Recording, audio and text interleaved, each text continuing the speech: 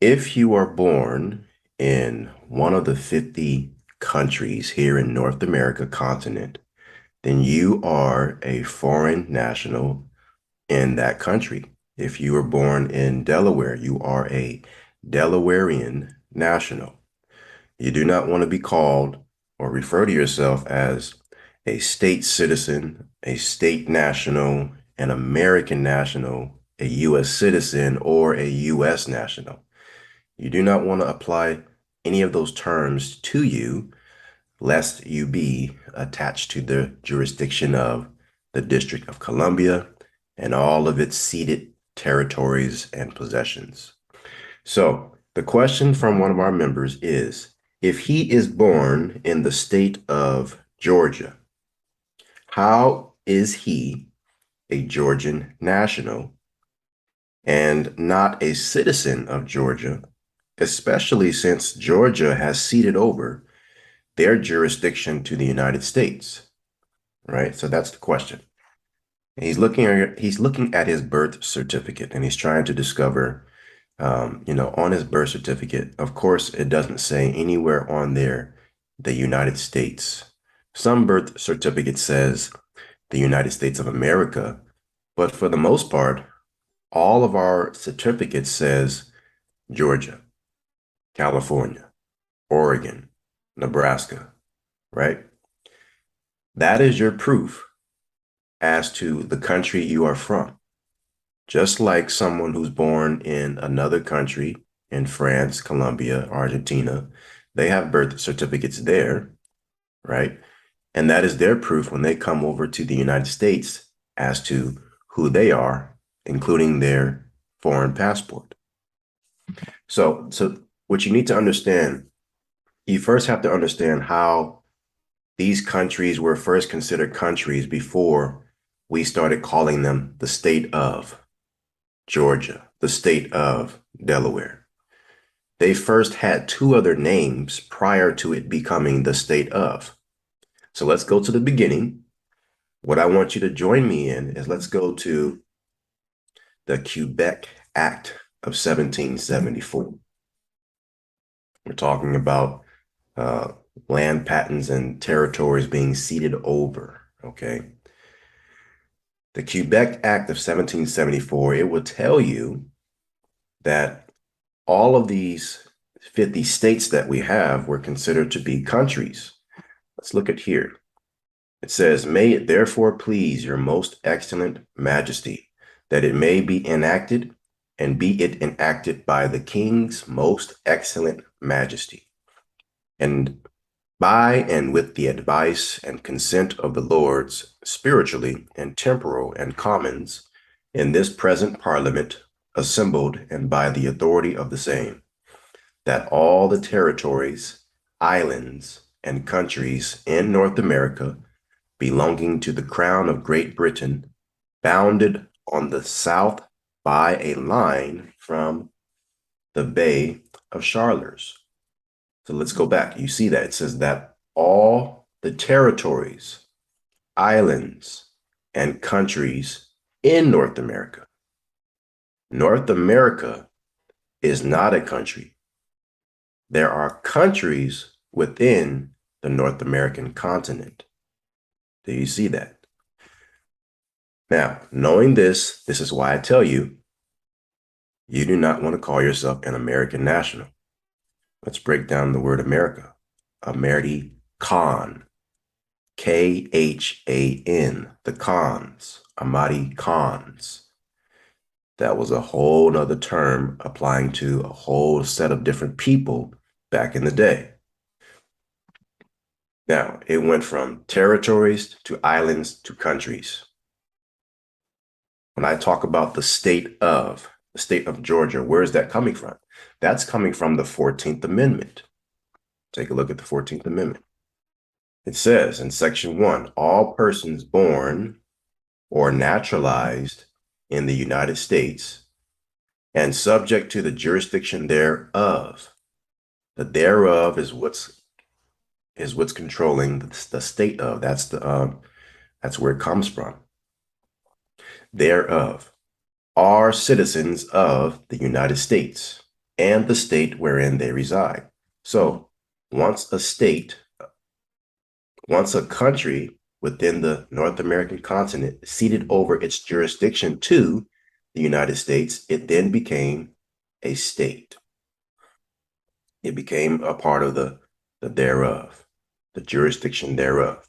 Now, you have to understand where is the United States, because it is not originally California, Nebraska, and all of that. Those are not considered the United States at all. The United States is defined within the Uniform Commercial Code.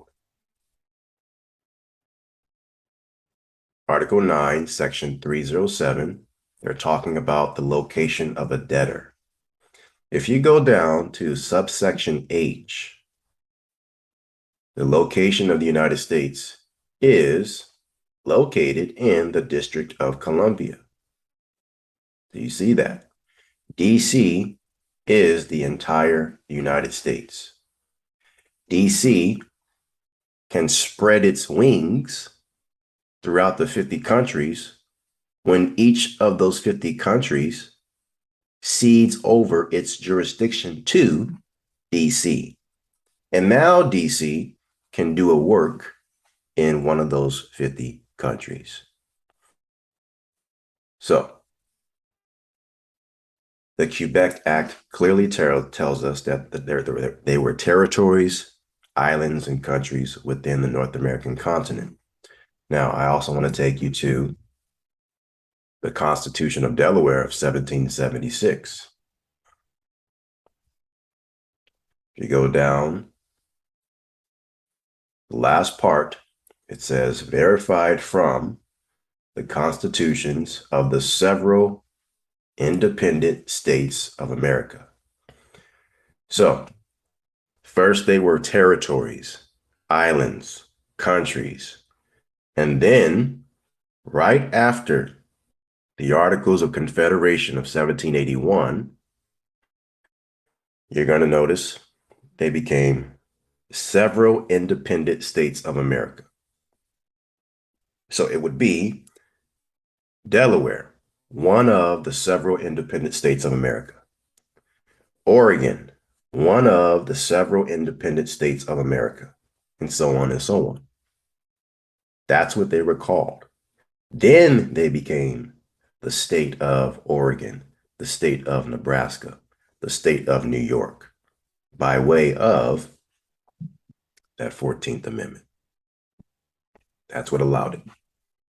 So I want you to reference phrases like this in your paperwork, or phrases like this in your paperwork. Do not refer to the state of, because you are giving your jurisdiction over to the District of Columbia, and all of their codes and statutes will apply. And by the way, in your paperwork, you should never, ever use their statutes and codes, because they are copyrighted. And if you use it, now they got you. There's little tips and tricks that they use to get you into their jurisdiction when you're trying to fight traffic tickets, such as any child support cases, things like that in their jurisdiction. You want to come out of at-law proceedings under the Administrative Procedures Act of 1946. You want to come out of that and go into what's called equity court or chancery court. There is where you will find how to activate common law jurisdiction under the Bill of Rights or Declaration of Rights of your country. Remember, your country has its own constitution. So for our Patreon member here, when he's talking about Georgia, he needs to better understand his Georgia Constitution. The one I am talking about is the one in 1877. If you were to take a look at Georgia's Constitution and go down to Section 4, Part 2, it says, legislative acts in violation of this Constitution or the Constitution of the United States are void, and the judiciary shall so declare them. Did you catch that? They are showing you that there is a separation between Georgia and the United States. Georgia has its own constitution. The United States has its own constitution. So they're telling you Georgia is a country and the District of Columbia is its own thing. It is a federal corporation, right? We all know that. Title 28, USC 3002. You go down to Section 15, it tells you the United States is a federal corporation. DC is a federal corporation. And like I said, it is trying to extend its wings, its corporate wings, to all of the other 50 countries. That's how they come in. That's how they initiate the internal revenue districts in those 50 countries. And that's where the taxes come in to get to the 0% tax liability bracket. So that way, the internal revenue districts do not apply to you, whether you are a W-4 employee or whether you are a W-9 individual contractor, self-made millionaire, billionaire, it does not matter. In fact, if you are a billionaire at this stage, you probably already know this and you're doing it already. Okay. So now let's go into some definitions here. I want to go to Title 8 because Title 8 is dealing with nationality, talking about aliens. By the way, that's why we have the phrase called Section 8 whenever you're dealing with welfare by the state, taking on the benefits and privileges of your local county welfare. And it's dealing with aliens in Title 8, Section 8. There's no coincidence there. So in regards to nationality, go down to, let's go to number 7. Very important here because there is talk on the internet about correcting your nationality and your status, right? So you're going to have to understand how to do it and where you're supposed to do it. Okay. The term clerk of court, number 7, it means a clerk of naturalization, right? It is a clerk of a naturalization court. So if you were to go down to your local county, the recorder's office, where you record your deeds for your property, that is a clerk. That is a clerk of court, which means her office, his or her office, is a clerk of naturalization. Did you know the recorder's office is a naturalization court? In fact, back in the day, before USCIS became available to issue passports and all of that for immigration, everyone went down to the county recorder clerk's office to do what? To define their nationality, to declare who they are, and to get some type of passport to do business here in the North American continent. The clerk of court means a clerk of a naturalization court. So what did I just tell you? If you're going to make any declarations as to who you are in attempts to correct your status, you first need to get their seal on your document. Let's go down to number 21. Let's keep it going here. We're making good time. Number 21. Here we go. The term national by itself means a person owing allegiance, permanent allegiance to a state. Now, the word state is synonymous with the word country. It is synonymous with the word country. You can look that up in law dictionaries. So if I am owing personal or permanent allegiance to the country I was born in, such as California, I can say that it is a state, but I do not want to call myself a California state citizen. I do not want to do that because that's not what the law tells me to do. The law that I am referring to is Public Law 94-241, Section 302. Now, number 22, the term national of the United States means a citizen of the United States. B, a person who, though not a citizen of the United States, owes permanent allegiance to the United States. So what did it just tell you? It said a United States citizen is the same thing as a United States national. So people tell you that you want to be a U.S. national, but that is the very same thing as a citizen of the United States to which you are trying to avoid. How does that work? It doesn't. Stay away from terms state citizen. Stay away from terms United States national. Stay away from terms United States citizen. Stay away from terms American national. You will be classified as a regular U.S. citizen all the way. And if you were born in a whole other country and you've come here and you've obtained the green card, well, we're going to have to do a process to reverse that, because holding a green card as a legal permanent resident, you are on par with a U.S. citizen and everything else. Okay? This is their words, their terms. They tell you what you're doing. And number 23, the term naturalization means the conferring of nationality of a state upon a person after birth by any means whatsoever. And this is also by birth. That's why your birth certificates have the registrar or register of deeds, your recorder clerk, on the birth certificate. How come the Secretary of State is not on there? Why is it done with the county clerk? Because, as number 7 just told us, a clerk is a person who is working within a naturalization court. They're trying to naturalize you into one of the ceded jurisdictions of the United States.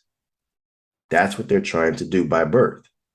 And we already know, according to the Georgia Constitution, and this is why the Georgia Constitution is the best, it talks about legal disability. Think about it. A child has just been born. The county recorder clerk is registering that child's birth in their system in a court of naturalization, right? They're putting them under the jurisdiction of the thereof and claiming them to be, look, you are a U.S. citizen now. I don't think so. Look at this. Section 4, paragraph 1. No general law affecting private rights shall be varied in any particular case by special legislation, except with the free consent in writing of all persons to be affected thereby, and no person under legal disability to contract is capable of such consent. Now, if 23 just said the term naturalization means the conferring of nationality of a state upon a person after birth by any means necessary, after birth, right? Immediately after birth, by any means necessary, they are doing something illegal, because the Constitution said they cannot make you a U.S. citizen after birth because you are a person under legal disability. And if you are a person under legal disability to contract, you're incapable of giving such consent to agreeing to that contract. What contract? The contract of being a U.S. citizen, the contract of agreeing to the birth certificate contract. You're an infant. You are a minor. You are under legal disability. You can't accept being a U.S. citizen as a child.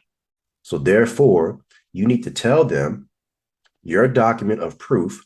If you're born in Nevada and have a Nevada birth certificate, you are a Nevadan national. That's it, by birth. You can't be a U.S. citizen by birth. You have to accept that contract. Just like someone coming from another country has to accept that contract. What do? They raise their right hand, they ask a couple of questions and with the immigration officer, and they give the oath and say, I accept. Can you do that when you're born? No. Neither can your parents do that for you. Fraud. Fraud.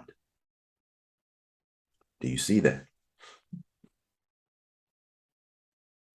I want to show you there's two different jurisdictions when it comes to the United States. There is the United States and there is the United States of America. It's another important part you need to know. When you look at 28 USC 1746, it's talking about unsworn declarations under penalty of perjury. There's two that you can only select. One is if you execute any affidavit or any writing without the United States, if executed without the United States, one more time, if executed without the United States, what is the United States? DC. Then where are you going to be? That means you're declaring under penalty of perjury under the laws of the United States of America in Congress assembled. That the foregoing is true and correct. They told you that there's a difference. This is DC, and this is representing the several independent states of America. Yeah, there's a difference. This is that little square mile, little square 50 square, what is that, 50 square miles around DC? And all of its little territories that it is spread its wings out, right? But if you're trying to avoid all of that, you will be under just the United States of America. The countries, this is what you want. This is how you're supposed to sign every affidavit you do. If you don't, they leave it up to presumption that you mean if executed within the United States, its territories, possessions, or commonwealths. Let me show you an example. And this happens every day, all day, when we get a job. When we want to become an employee, they have us sign the employee's withholding certificate, don't they? You go down after filling out everything, and you come into step 5. It says you are signing under penalties of perjury. I declare that this certificate, to be the best of my knowledge and belief, is true and correct. Where does it say within the United States, or I'm sorry, within the United States of America, or without the United States? Where does it say that? See, they left it up to you to determine the jurisdiction. And if you don't determine the jurisdiction, they will automatically presume you mean number 2. Automatically under the jurisdiction of the United States. So how do you sign this? Simple. You sign your name, and then after your name, you put without the US. That's this right here. As long as you have without the US, then it can only be one or the other. That means it will be within the US. I'm telling you this because when it comes to birth certificate and nationality correction or updating the systems that they have in place for you, you will sign under one of these two jurisdictions, and hopefully you have selected number 1. Okay. Now, I did mention that you are a Georgian national, you are a Delawarean, you are a Massachusetts, you are a Californian. Where am I getting those terms from? Well, if you were to go to the 2016 GPO style manual, right? This is their words, and this is authenticated by them. 2016, they have not updated it yet. So this is still in effect. Now you can go to Google and get it. I want you to go all the way down to page 95, and they will show you the options that are available to us to apply on certain applications, such as DMV applications, passports, everything that pretty much asks us what is our race and nationality, right? So here is what they've been feeding us all of this time under the rules and laws of Mr. Walter Plecker. Alaska Native, Asian American, Black, African American, or Negro, or colored, Hispanic or Latino, Native American, American Indian, Native Hawaiian, Pacific Islander, Puerto Rican, or white. Let me ask you this question. Where is the land of white? Where is the land of Puerto Rican? Of course, there's Puerto Rico, right? But where is the land of Hispanic? Where is the land of Latino? Everybody would say South America, or would you say Central America? That's not a land. Where's the land of Black? Where is the land of African American? Because nationality is all about declaring a state of who you are. Where is the land of Asian American?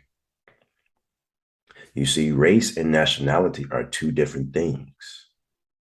I could be born in California and decide to move to Germany and declare my nationality to be a German national by meeting their criteria over there, such as investing in real estate. Yeah. So it's all about what you declare.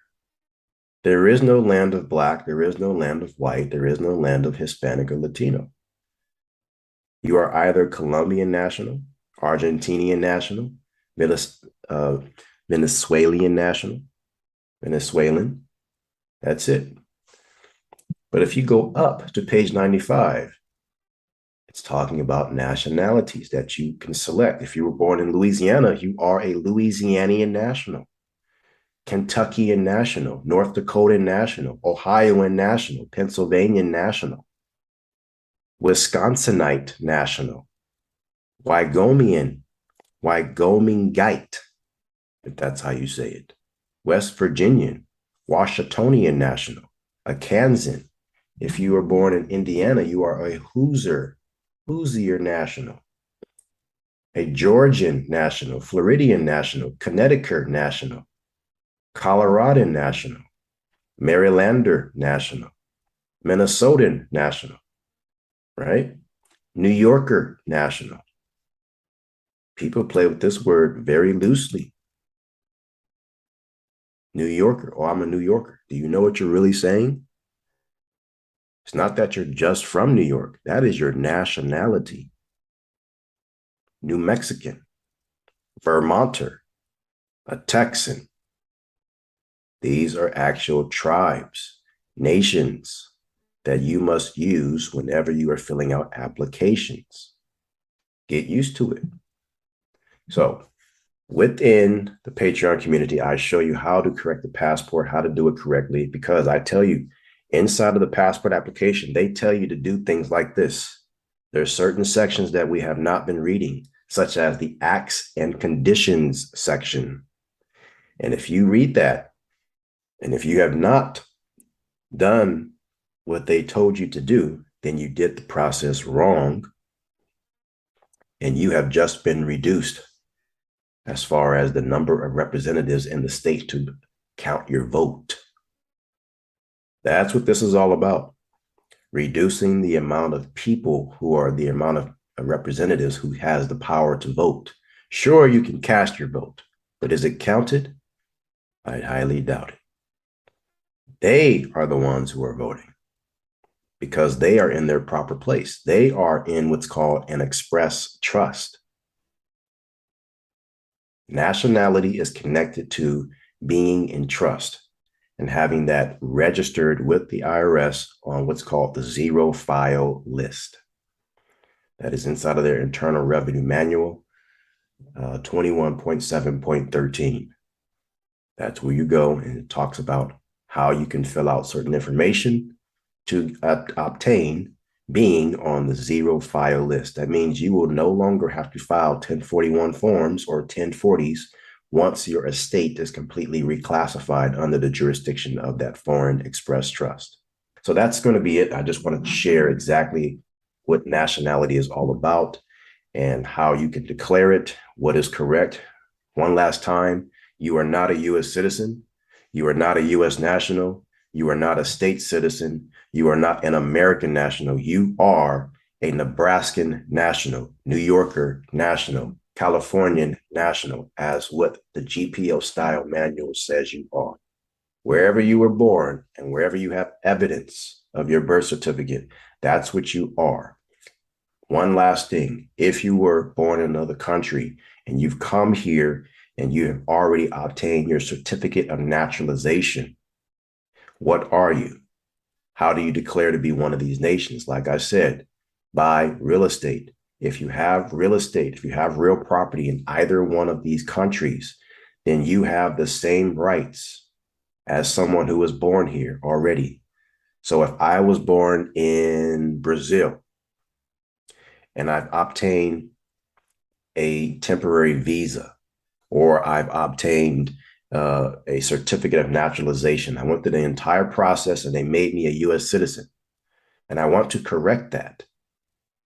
All of a sudden, I see that the market is hot in Las Vegas because the Raiders are going there and a lot of different teams. Or if I go into California, into Los Angeles, and I decide to pick up some property over on Santa Monica Boulevard, a couple of properties. Well, guess what?